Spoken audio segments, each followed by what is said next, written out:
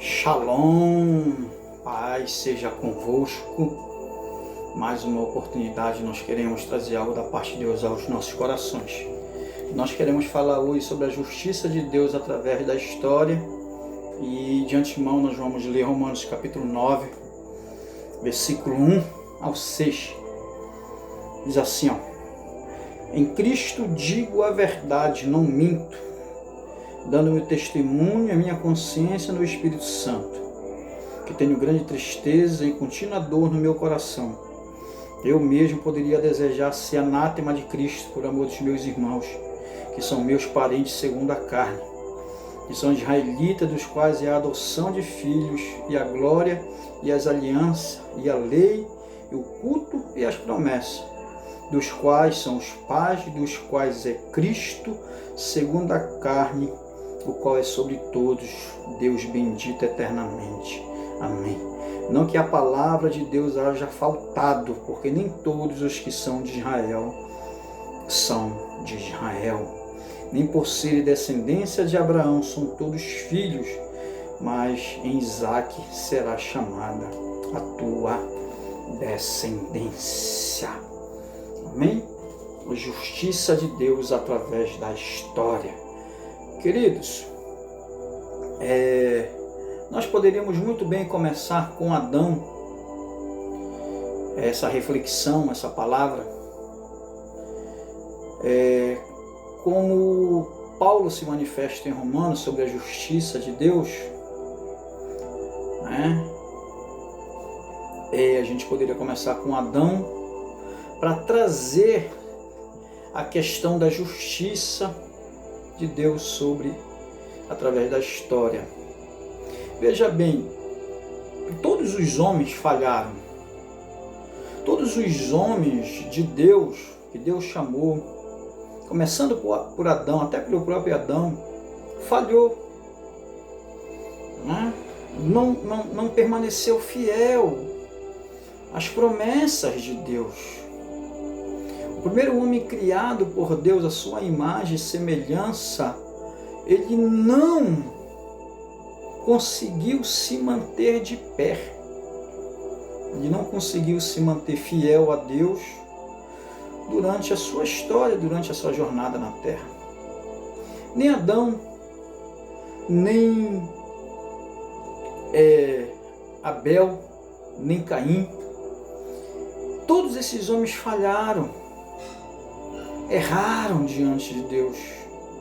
Todos esses homens passaram por lutas, por dificuldades, por problemas, por frustrações durante a sua caminhada de fé. Até o próprio Noé, até o próprio Ló, até o próprio Abraão, que é o pai da fé, porque a palavra de Deus diz que nós seríamos abençoados através da descendência de Abraão. Todas as famílias da terra seriam abençoadas pelo patriarca Abraão. Essa é a palavra de Deus. Nós estarmos debaixo dessa promessa, agarrados debaixo dessa providência divina, vamos dizer assim, que Deus fez a Abraão. De ti farei uma grande nação, abençoarei aqueles que te abençoares, e todas as famílias da terra serão abençoadas através de ti. Ou seja, falando de posteridade, falando de futuro, falando de famílias que ainda viriam, que ainda vêm, né? Estamos já em outra época, que iriam receber também tudo aquilo que Deus determinou da descendência de Abraão até os nossos dias, né? Porque Deus chamou esses homens, Deus trouxe esses homens como instrumento da verdade, instrumento da justiça, né? Em meio também às falhas, em meio às dificuldades que eles enfrentaram no decorrer da caminhada, tudo isso para nos ensinar também Tudo isso para mostrar para cada um de nós que não seria fácil, não é fácil. Mas Deus, aquilo que a gente precisa entender, compreender, que Deus ele sempre se mantém fiel às suas promessas, às suas palavras e aquilo que ele determina, aquilo que ele fala para a vida do ser humano. Deus sempre se mantém fiel. O homem que desobedece às vezes a palavra de Deus. Então Deus chamou esses homens desde Adão, passando pelo patriarca Abraão, da onde vem todas as promessas para as nossas vidas, para as nossas famílias, para os nossos filhos, para as futuras gerações. Mas todos esses homens falharam. Davi falhou, Salomão falhou, todos eles falharam, mas Deus sempre permaneceu fiel. Deus sempre permaneceu fiel. E Paulo, ele tenta, em Romanos capítulo 9, ele tenta fazer uma correção, ele tenta corrigir a lei, que a gente possa entendê-la na forma da graça, na forma da pessoa de Cristo, da pessoa de Jesus, para que a gente compreenda, entenda, melhor dizendo,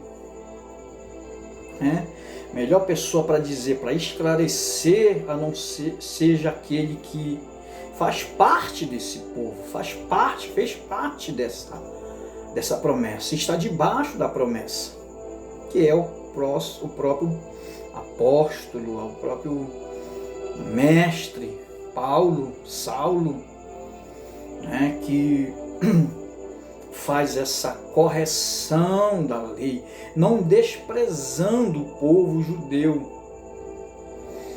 não negando o povo judeu, não desprezando, não tirando eles de fora, porque Deus ainda tem uma aliança com esse povo.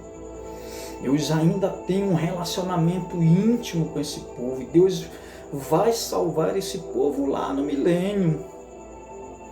Glória a Deus. Nós não devemos desprezar de forma nenhuma o povo judeu, muito pelo contrário, devemos amá-los, respeitá-los, orar por eles, pedir a paz de Jerusalém, clamar por esse povo, pedir misericórdia por esse povo. Aí Paulo faz essa correlação da lei pela graça. A epígrafe do texto diz assim: a tristeza de Paulo por causa da incredulidade dos judeus. Você sabe o que Paulo está fazendo? Paulo está se colocando no lugar deles. Paulo está sentindo por eles uma empatia muito grande, deles desprezarem, deles não acreditarem, jogarem fora a bênção de Deus que foi para eles. Paulo está dizendo assim: eu sinto as dores que vocês estão sentindo, eu me coloco no lugar de vocês, que se fosse preciso eu morreria por vocês para vocês serem salvos.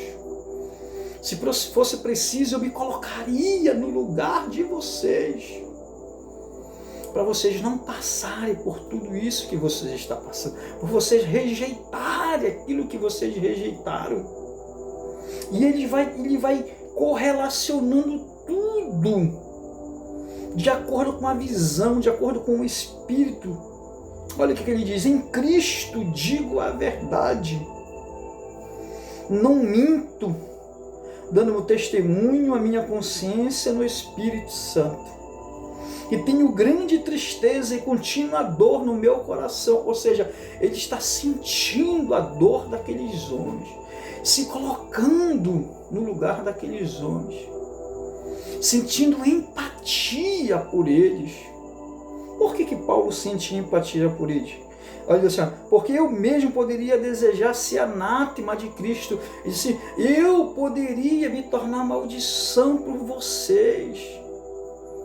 E eu estava disposto a me colocar no lugar de vocês, por amor dos meus irmãos, que são meus parentes chegados.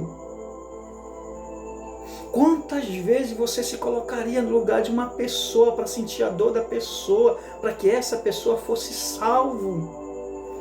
Quem teria condições hoje de fazer isso?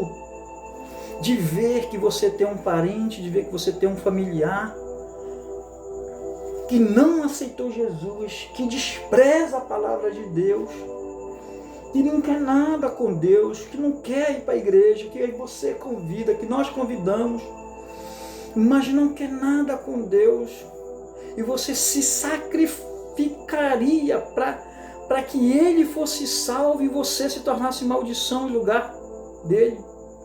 Ninguém faria isso. Nenhum ser humano em sã consciência teria condições de fazer isso que Paulo está dizendo. Além de ele sentir empatia, ele está sentindo resiliência. Resiliência. Nenhum ser humano trocaria a sua vida para salvar outro ser humano. Nunca vi ninguém, nenhum ser humano trocar de lugar para morrer por outro ser humano. Nunca aconteceu isso na face da terra. Mas Paulo, em Romanos capítulo 9, ele está dizendo, vocês são meus parentes. Vocês são meus parentes, vocês fazem parte da minha família. E eu me colocaria, eu estaria disposto a morrer por vocês, para vocês conhecerem, para vocês experimentarem aquilo que eu experimentei em Cristo Jesus. Eu pagaria esse preço muito alto para vocês sentirem o que eu senti, para viver aquilo que eu estou vivendo em Cristo. Versículo 4, Paulo está dizendo que são todos israelitas, dos quais é a adoção de filhos, olha assim, olha aí, né? Adoção de filhos, e a glória, e as alianças, e a lei, e o culto, e as promessas, ou seja, todas as manifestações de Deus, tudo aquilo que Deus fez foi em prol desse povo, foi salvar esse povo desde Adão até a época de Jesus, e continuou com a pregação dos apóstolos, dos discípulos, começou com Paulo e continua até hoje. O ministério da pregação para alcançar o mundo, não só os judeus, mas o mundo todo. Tudo Deus fez por eles. Eles são filhos da adoção. Eles viram a glória de Deus no deserto, viram a glória de Deus no Egito. Deus fez as alianças, a aliança da circuncisão com os patriarcas, com Abraão, com Isaac, com Jacó.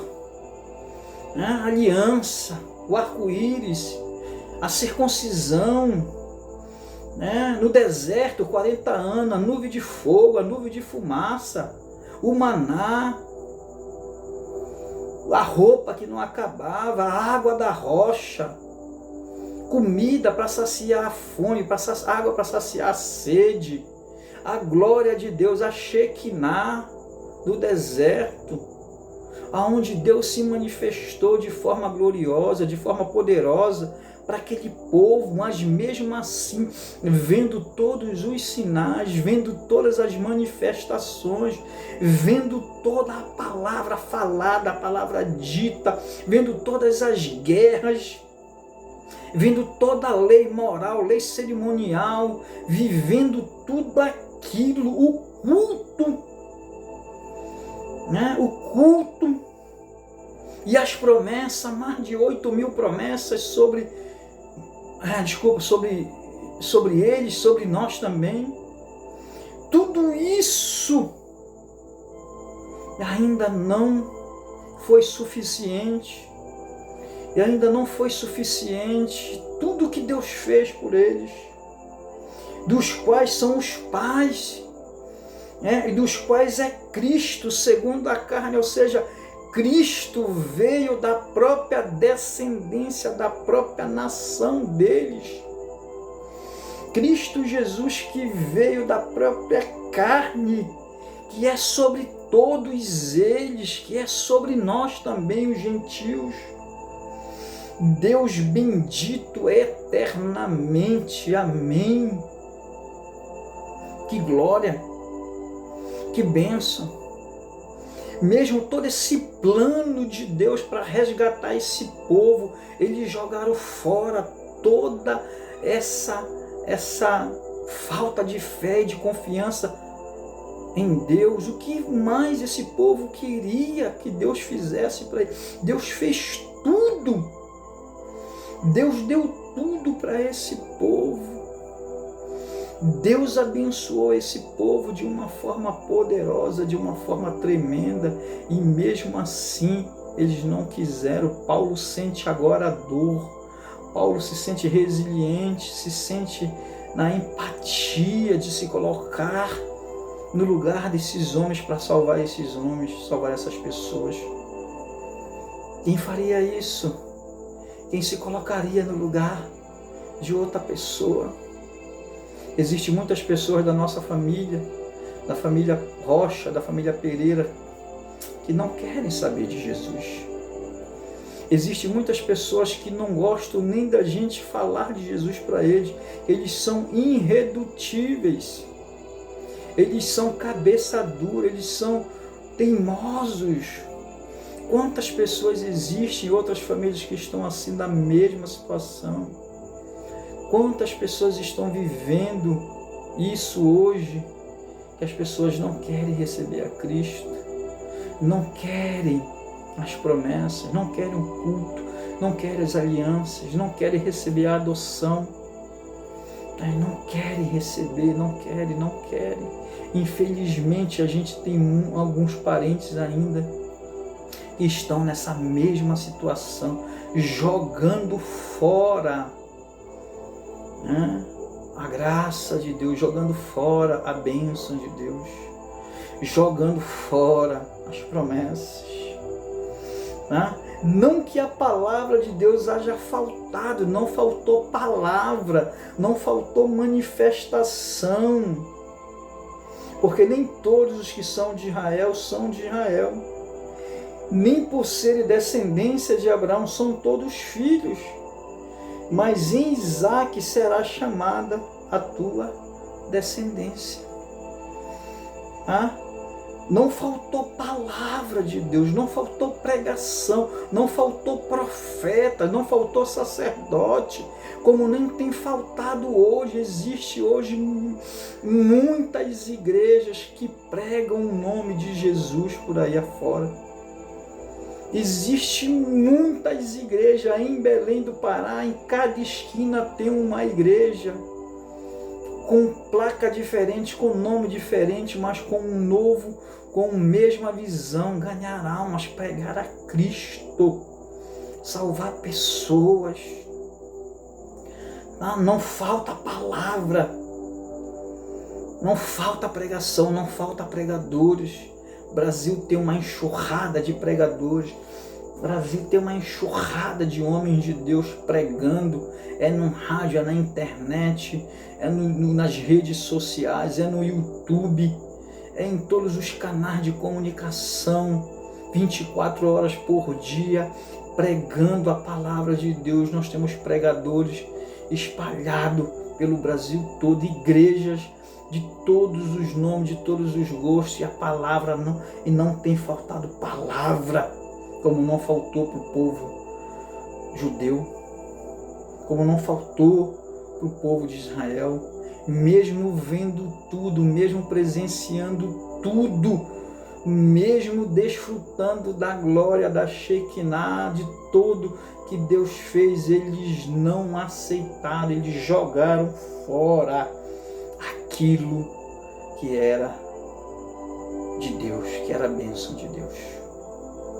Amém? É por isso que Paulo vem fazer essa correlação essas verdades absolutas da palavra de Deus em Romanos capítulo 9. Tá? Romanos capítulo 9. Tá? Que a primeira coisa que ele diz é que ele não mente. Não minto. Paulo não está para mentir, Paulo não está para brincadeira. Nenhum pregador está para mentir, pregador está para falar a verdade.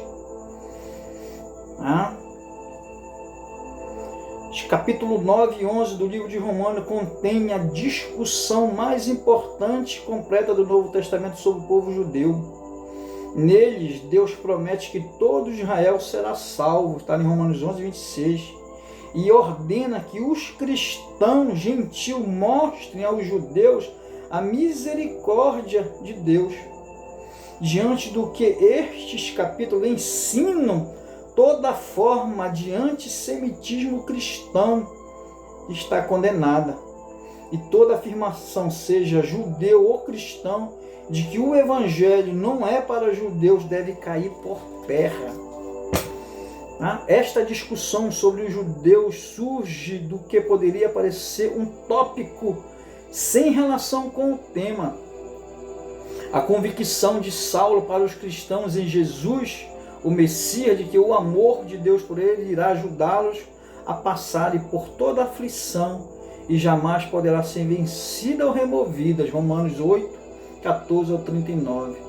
Na verdade, alguns teólogos não conseguem encontrar esta conexão, e especialmente aqueles dispensacionalistas que defendem que Romanos 9 ao 11, o capítulo 11, capítulo 9 ao capítulo 11, é simplesmente um parêntese em um argumento que aparece no capítulo 8 e vai direto ao capítulo 12.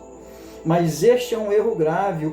Os capítulos 9 ao 11 proclamam a salvação final da nação judia como uma parte integral das boas novas que Deus prometeu no Antigo Testamento. Romanos 1:12. E especialmente para os judeus.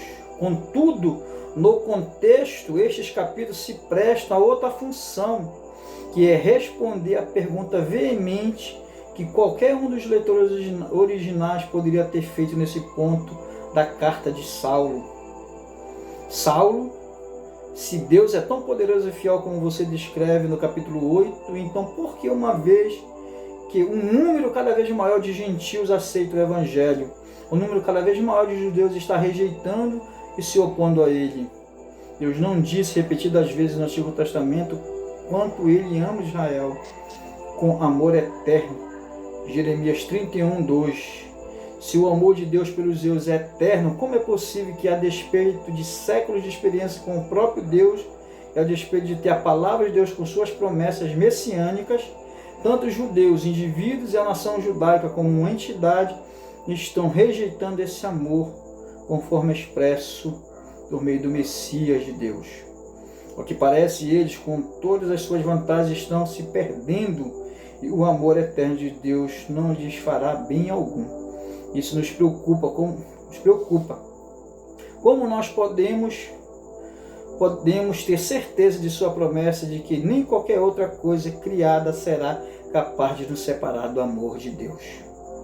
Portanto, é porque um cristão, seja gentil ou judeu, vendo a resposta da maior parte do povo judeu ao Evangelho, poderia duvidar da fidelidade de Deus para com suas próprias promessas ou sua capacidade de cumpri-las, e assim pôr em dúvida o próprio Deus, que Saulo é forçado nesse exato ponto de sua carta a tratar com detalhes de modo como a salvação do povo judeu de fato se dará, e com isso vindicar a Deus. Os capítulos 9 e 11 estão organizados das seguintes formas: capítulos, versículos e conteúdos. Glória a Deus, meus irmãos. Que Deus os abençoe. Deus nos abençoe nessa oportunidade. Glorificar a Deus pela sua vida. Até a próxima oportunidade, no nome de Jesus. Amém? Fique com Deus.